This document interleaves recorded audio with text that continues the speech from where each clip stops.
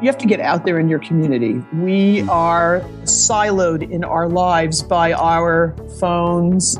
We're siloed by our computers. We're siloed because we're afraid of the other, whatever that other is. And I think that finding community is the most critical step I think anyone can do to give themselves some hope every day. Welcome to I Share Hope, the podcast where world leaders share their real stories of hope and how you can use actionable hope to start changing your life today. And now, here's your host, Chris Williams. How's that? Yeah, there. Great. Yeah, now there you are. Nice to meet you. Nice to meet you, Beth. It's Beth Steinberg, right? That is me. So your Skype profile says "waiting for winter." Is it not winter there? Well, you know, it's Israel. It's the Middle East. It's not exactly winter. It never Although gets we had really... a really cold week last week where I actually had to wear gloves and a hat and the whole shebang. Jerusalem's mountainous, so it is actually cold. I mean, if you're on the coastline, a day like today in Tel Aviv where it's sunny and lovely, you could be sitting by the beach, you know, having a beer and enjoying yourself. Really? You might not be in the water. Yeah. Like the water would be cold, but you can sit in the sunshine and enjoy it. Totally. Nice. I don't know. What's the weather today? Like probably in the high 50s here. So that means it's in the 60s there. Yeah. So you're a New Yorker though, right? I am a New Yorker. So, I mean, it's nothing compared to New York winters though. I mean, no, but you know, when I say waiting for snow, one of my big problems is the lack of skiing. You know, when we moved here, I knew I was giving up two very big things: the New York City subway. Yeah, that's something that I really love, and I was giving up New York, but I love the subway. And I was giving up, ski. Well, no, I wasn't giving up skiing, but I couldn't like get in my car after a big snowstorm and like drive, you know, a couple of hours and you can go skiing in New York State. So that's a little bit depressing, but I can go skiing at the Hermon, which is a really crazy mountain all the way up in Israel's north where like you're kind of on the Syrian border. So that's pretty exciting. Yeah. And, you know, my sister, who's a journalist, wrote many years ago in a small clip in Skiing Magazine, or one of those skiing magazines. She was like, you know, Israelis ski like they drive, you know, like cell phone. Well, this was back when you would still like hold your cell phone or like cigarette and, you know. There's flying down the hill. Yeah. Yeah. You know. So it's a cultural experience. It's not so much, you don't go for the conditions, you go for the experience. Yeah, that's great.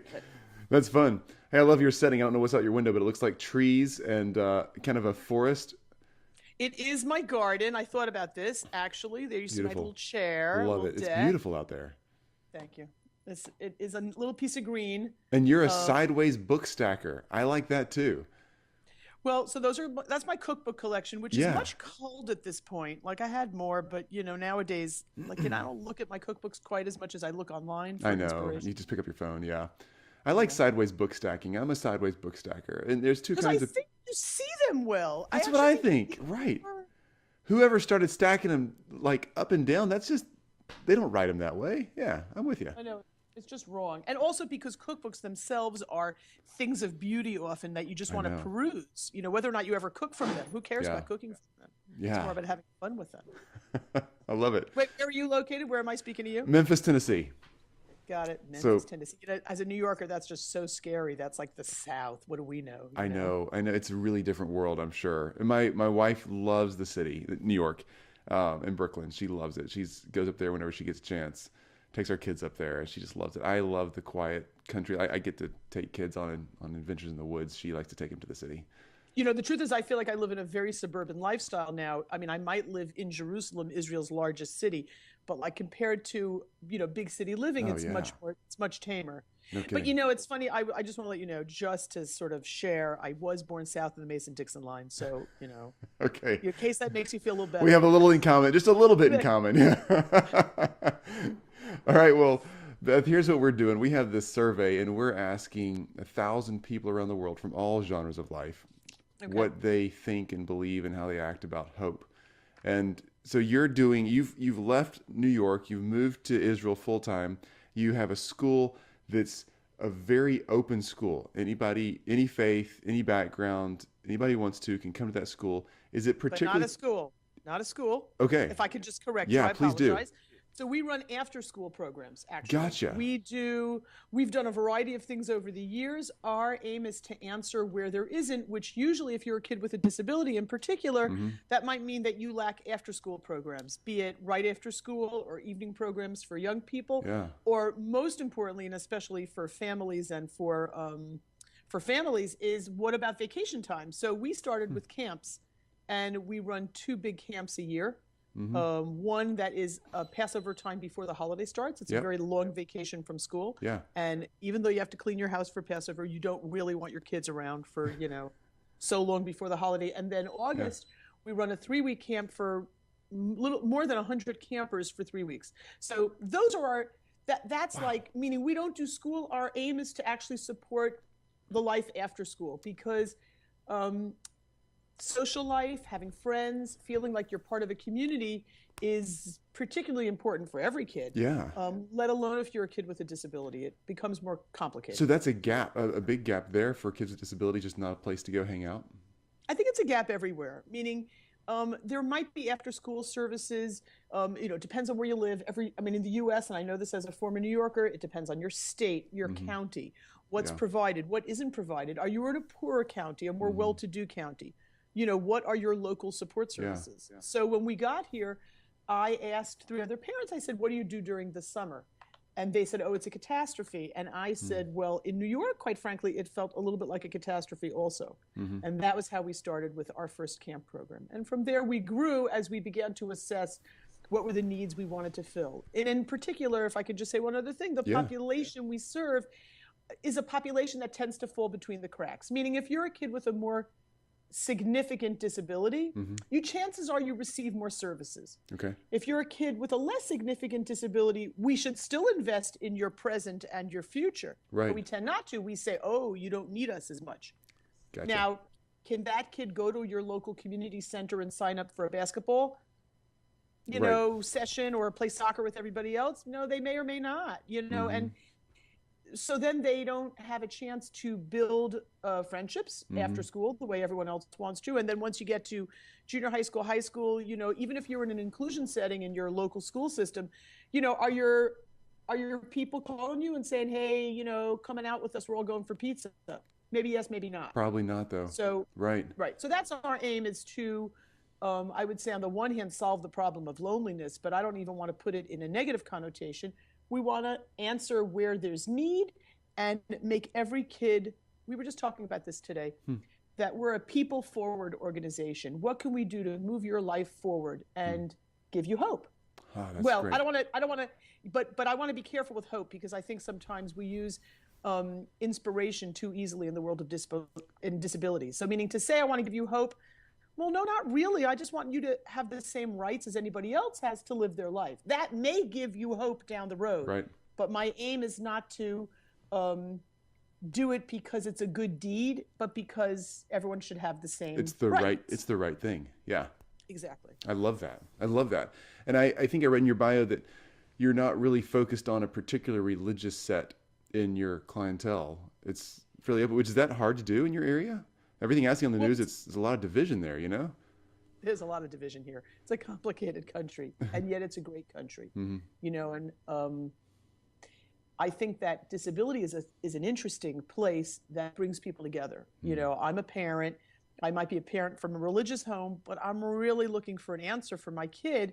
Gee, I might consider that program, even though normally I would prefer a more religious setting, or any number of things that I might choose if my kid didn't have a disability. So yes, we bring in kids from both religious backgrounds as well as secular backgrounds. We're open to the Arab community.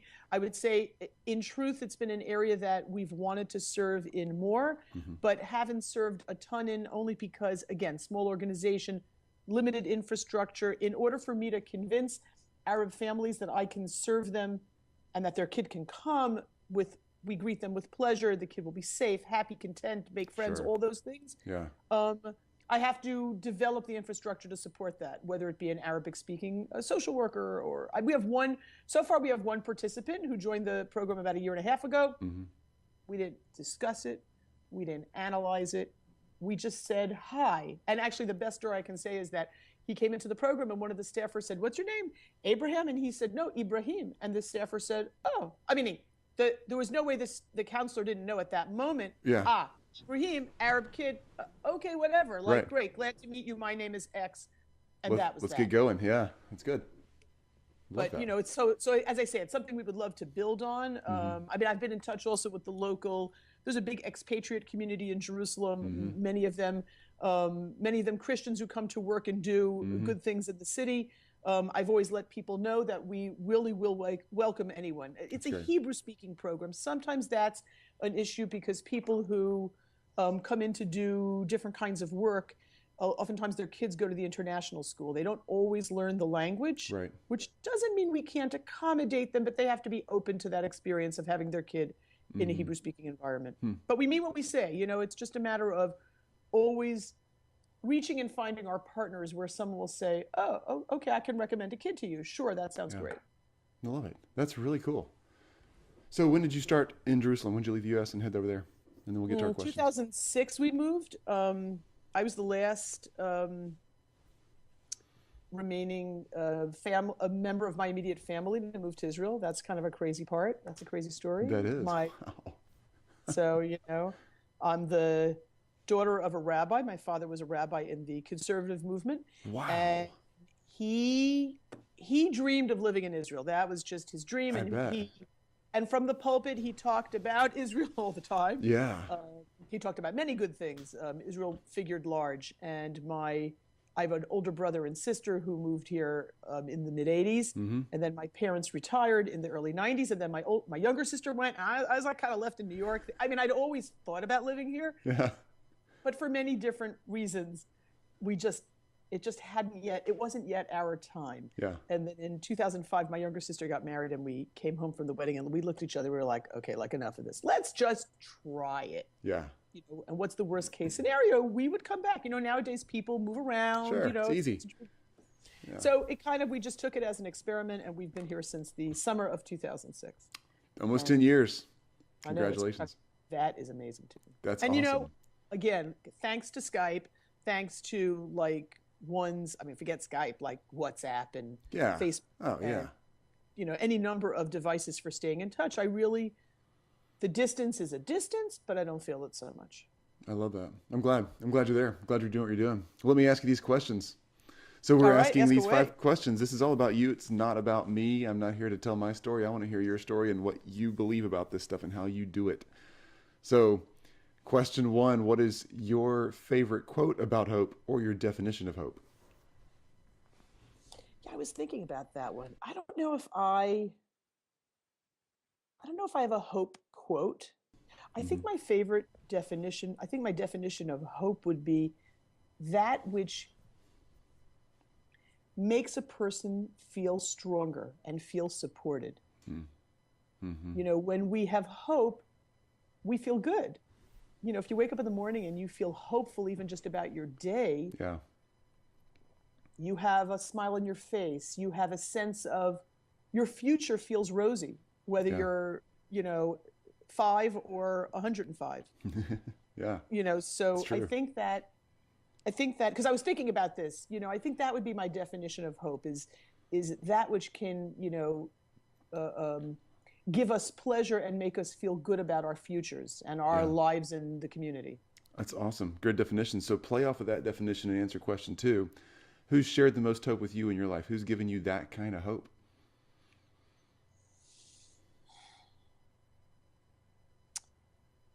It's very interesting.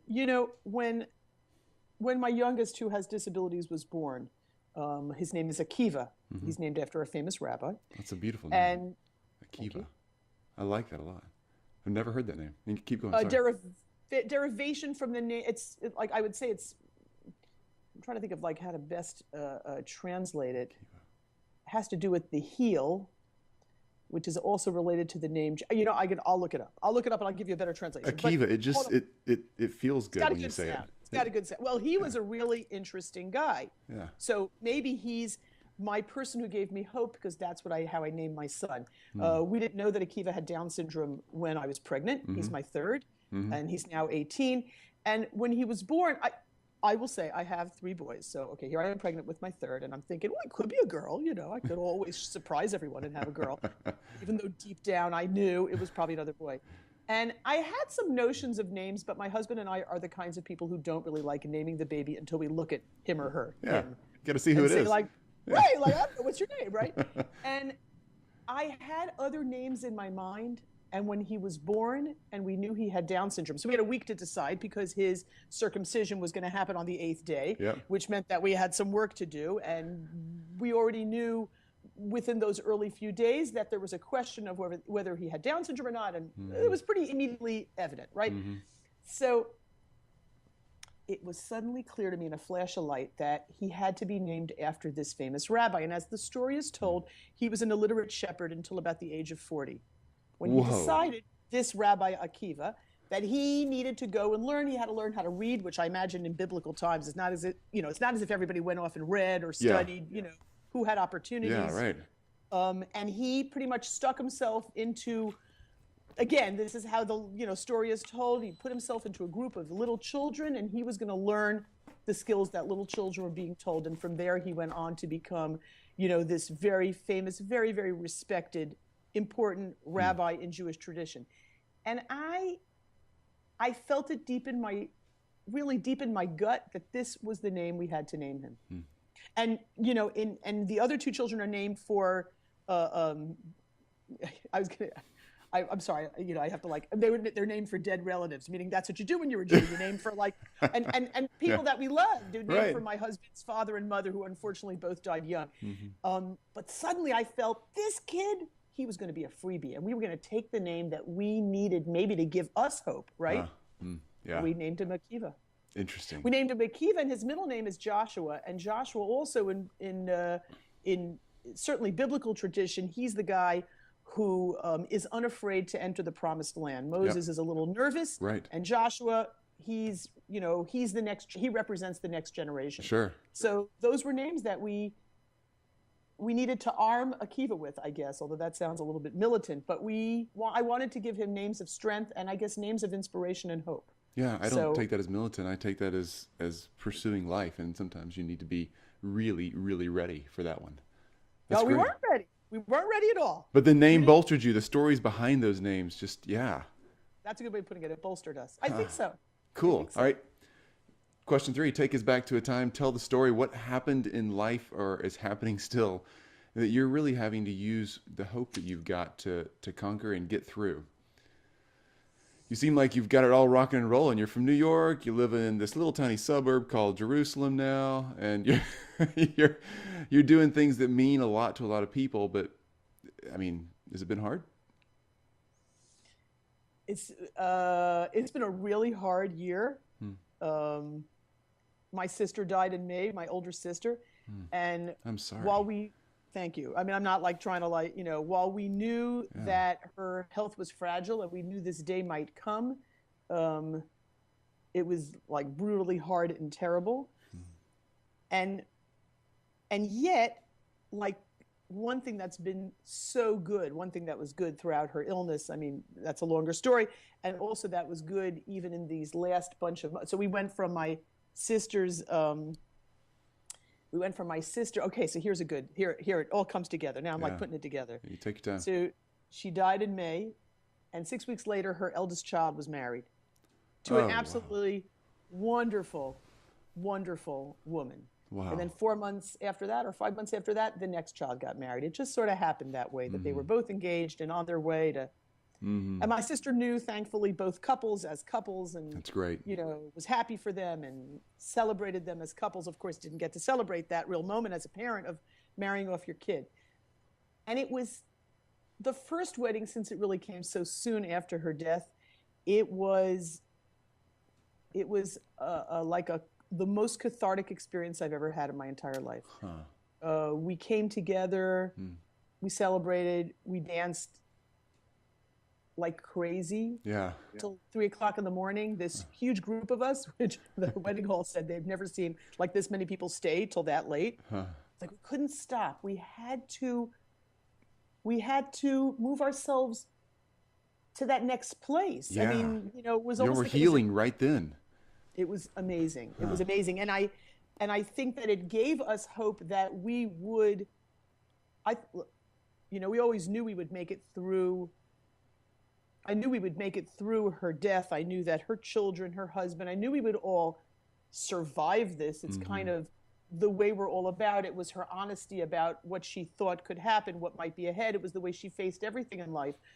But it was interesting how the wedding provided us with such a healthy moment of hope and happiness, right? A couple gets married. It's such a hopeful moment. Sure.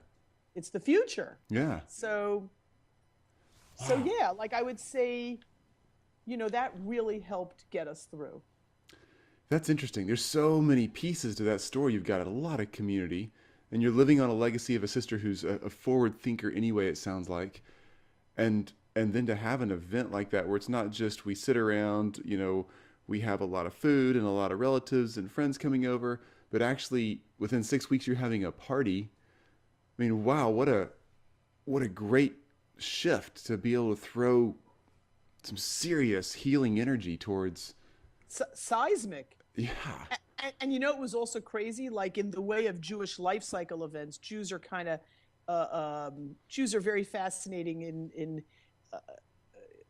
well, hold on one second, in the way things are often played out. So for example, we had, I don't know, like 50, 60 people coming in from the US for this wedding, which happened in the middle, in the middle of the country near where my sister lives. Sure. And so they're arriving, which means like, well, we got to like plan this celebration.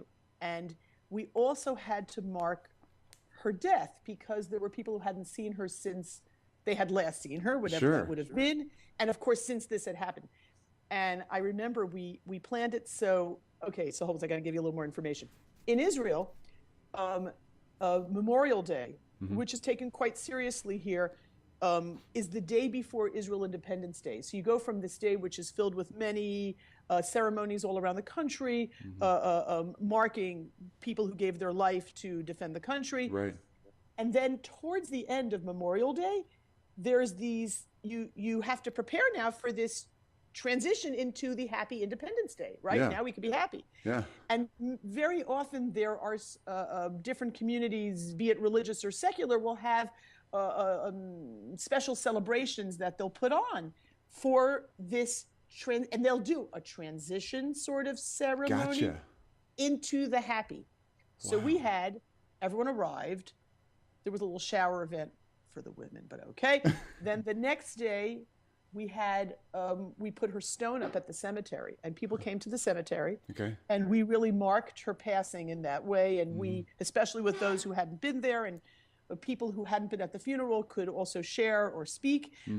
So we had this really intensely sad moment. And then from there, we shifted into a happy Sabbath celebration of the couple, which is traditional thing to do. Absolutely. With like a huge gathering in synagogue and of course, lots of good food to eat. Yeah. And, Sabbath meals together. And it was a really like huge event with a little bit of rest. And then the next day was the wedding. And I thought even that, which was exhausting, was also so great. It was crazy and overwhelming, but great. And again, I felt it really offered us these combination of different life cycle moments to derive some hope from something really crappy. To truly honor the past and her memory and what she stood for, and also to really look forward to what she was hoping for. I mean, honestly, she sounds like a person who was hoping for that future. That's awesome. I've never heard a story like that where it turns around that well. We're still, listen, it's not. Yeah, it's not over. Exactly. Right, Yeah. right. It's not over, and it shouldn't be over. Yeah. But I think that for all those people who think that's a very hard thing to experience, those combination of events, and yet, I mean, it's not like I'm looking to do it again, but it really had its worth. It had its learning. It had its experience. There's a book in that somewhere. I'll have to think about that. Give it a year. All right, question 4. How are you sharing hope today? You've told us a little bit about the after-school programs and what you're doing there in Jerusalem, but what do you do in your daily life, in your everyday world, to share hope with those people around you? I think, really my life is very tied up in the work and the organization that I run. It's a very invigorating experience stewarding an idea. I don't even think my my colleague and I, my co-founder and I, Miriam, we had no idea what we were getting into. We started with an idea, and that idea grew. And then suddenly we had to fundraise for that idea, which meant you had to suddenly ask your friends or your family for money beyond that now. I mean, it's much bigger than that. Well, I would not be here today if not for, shall we say, the hope and inspiration that my friends and family give us by supporting the project every day. I really do derive a tremendous amount of hope on a regular basis. And I would say I share it. I'm just thinking about all these thoughts. And that I share hope via the program really every day because, every day we think about how can we inspire the world. I know that sounds like a big word, the world, but how can we inspire each other to truly be open to difference, to be less fearful of difference, to be a more welcoming community. These are very big challenges, but they're challenges that I really make. I think that are part of my life on a day in, day out basis. And I think that because people know we're very committed to what we do, I have conversations with people every day. How's Shutaf and what are you doing and what's happening? And whether it's by email or in person or out in the street or I'm at the pool, and I feel that I've become a representative for disability issues. It's not something I intended to do, but through that, I think I do. I think we do share with people on a regular basis this feeling of building a better future for each other. Because it isn't really just about that person with the disability. It's us. If we are able to open our hearts better, we will reap the benefits. And I think that's something I really think about every day. I don't, do I share it with someone every day? It happens a lot now. I have to say, I really feel like it's out there on a very regular basis for me with people. And I can't imagine that it wouldn't be that way with what you're doing. I think you've said a lot in this conversation, how much hope you're deriving from the process too. And I think that's really neat because a lot of people seem focused on the people they're sharing with, but they don't internalize how much it gives back to them. But it really is better to give than to receive. I mean, however you want to say it, there's lots of quotes out there about giving is really going to pay you back more than it pays the other person. People say to us, if somebody wants to come and volunteer at the program, they'll say, do you need volunteers? And we always say, we don't need volunteers. We want volunteers. We love volunteers. We honor volunteers. But come to be part of this process and this experience. Like, I get it. We volunteer. It makes us feel good. That's good. Nothing wrong with that. Yeah. But I want more than that. And I want people to think about it in a more nuanced fashion. And, I have an 18-year-old with very significant developmental challenges. It's not, we're navigating questions related to adulthood and 21 school is up, which is like I just think poorly thought out by school services. But not that a person should be in school forever. They should be allowed to go off and live their adult life. What does it mean for him to self-determine, for him to have a happy life, a life that he will feel good about and we can feel good about? But maybe, and sometimes it's really tough, my two older children are older and my husband and I sometimes feel we're going through this life transition of what it means to really navigate these issues on our own. It's our job to think about it with him. Yeah. But maybe the work has really helped us in that regard. It's helped me. I mean, I got a lot more information than I would have had if I wasn't doing this. Very, very true. So, great point. Way to be active. All right, question 5. The simple ABC. Oh my God, what's 5? Okay. Oh, yeah. Here we go. I'm looking. I look to the side every so often. Well, the simple ABC steps, the 1, 2, 3s that you can tell me and the people who are here in this conversation on my side of the fence. How do we start growing as a person of hope or sharing hope today? Like when we hang up the phone call, what do I do next? I think we all have to get out there. You have to get out there in your community. We are siloed in our lives by our phones, right? We're siloed by our computers. We're siloed because we're afraid of the other, whatever that other is. And I think that finding community is the most critical step I think anyone can do to give themselves some hope every day. Whatever that means. Yeah. That's a really good point. Finding community. Man, that's a good point. And so many people, particularly if you're in what you feel is a hopeless situation, we often isolate and think, oh, nobody's going to understand, or they're going to feel too heavy or too burdened if I share this or whatever. But you have to find community, find somebody who's willing to listen a little bit and you're willing to listen to them a little bit, or playing a game of cards or skateboarding or cooking together or whatever it is you do, and start hanging out and sharing life. It's hard. It's hard. You know, and I think in the daily grind of whatever your daily grind is, it can be very hard to give yourself hope. And you can feel very hopeless because of that. And I don't want to feel that I'm being simplistic about the very real challenges people can have. You know, if you're struggling to put food on the table, it could be hard to have hope on where do I have time to look for community? I have to, you know, I have to provide in the most basic of senses. So, you know, I know that that's a complicated thing. I do think that feeling like you're not alone can maybe just be one small, finding a way to connect with someone or something might just give you a little bit of hope, even if you're still struggling. The struggle, your everyday life struggles do not necessarily go away. They might feel a little bit better, and you might have good days and bad days. Good point. Awesome points. All right, how do we follow you? How do we keep up with where you're at? Social media, websites, what do you got? I am really easy to find.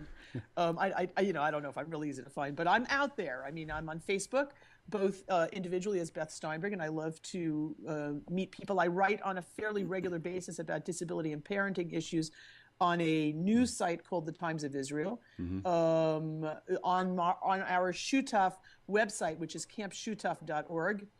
We'd love for people to connect with us and certainly write to us and let us know you'd like to receive our newsletters and just find out like what we do. And then you can come visit us in Israel. So, you know. Even better. There you go. Yeah. Oh, and Twitter also. And I mean, anywhere you can look on social media, you will generally find me. So Beth Steinberg is BethSteinberg. Correct. All the social media handles out there for that. And Shutaf is spelled... Certainly on Twitter and on Facebook. I kind of feel like on Instagram, I go a little bit under the radar. So we won't point you out. All right. Shutaf is spelled Shutaf, and that is the after-school care program that we're talking about. If you want to Google those. After school and camps. Yeah, and we're going to put all those links, everything on iShareHope.com. Under the interviews tab, look for Beth's name, Beth Steinberg, and we'll make sure that all the links pointing to her, where you can find her, how you can follow her story, all that sort of thing is sitting there, because we want to make sure you get in touch. Also, we have our following is on Chris Williams HQ, and so Chris Williams HQ is the handle for any social media outlet, and we'll make sure we're shouting out to Beth. And if you have anything relating to this story or this conversation, I'd love to hear it, particularly if you've got, I mean, Beth talked about some serious things, and having a child with a challenge like hers has, it's a tough thing as a parent. I don't happen to have a kid like that. We have close friends who do, and it's a whole different world that they live in versus what we live in. So reach out to Beth. She's got a lot going on. She's got a lot she can point you to. But wait, Chris, it's the same world. Yes, your worlds might be a little bit different in terms of your everyday life and the challenges you cope with your kids, but hey, we really are all part of the same world. That's a good point. So I'm just saying that to you, not to correct, but to remind us we really are all in this together, you know? That's a great point. Be having a good day and you could be having a lousy day. Yeah, that's a great point. Thanks for the reminder. All right, I have just a couple of random questions. When you tell all your friends in New York City, hey guys, we're moving to Jerusalem. I know some are probably like, oh great, your family's there, and some are like, what? You love the subway? What are you doing? Really, honestly, so many people knew we had dickered over this for years. Like nobody was really surprised. They're like, come on, make a decision. Get over it. I mean, one friend of mine told me about a year or so after I moved, she said, you know, I knew you were really happy and I was happy for you to finally do this. She said, but I was really sad for myself, but you didn't want to hear that because you were too busy being excited. So I definitely felt like that was like, I was so glad she told me that because I needed to be respectful Sure. of the challenge of moving 6,000 miles away. I travel a lot. That helps. I do see people. I do my best. Yeah, good for you. You're But awesome, it's true. Beth. Not everyone thought. Thank you. I'm so impressed. It's so nice to meet you. You got to come to Israel. Bring the kids. We've talked about it. I would love to see that. Oh, there's so much history there. So much. Just world history, religious history. This stuff is amazing. Yeah. Totally. Thank you for your You'll time. Be in touch. You'll let me Enjoy know. your day. Thank you. You too. Bye-bye. Bye. You've just listened to iShare Hope. If you're ready to make a change, head to our website at iShareHope.com and claim your free copy of the Top 10 Actions of Hope from World Leaders to use hope in your own life. Thanks for listening, and we'll talk to you next time.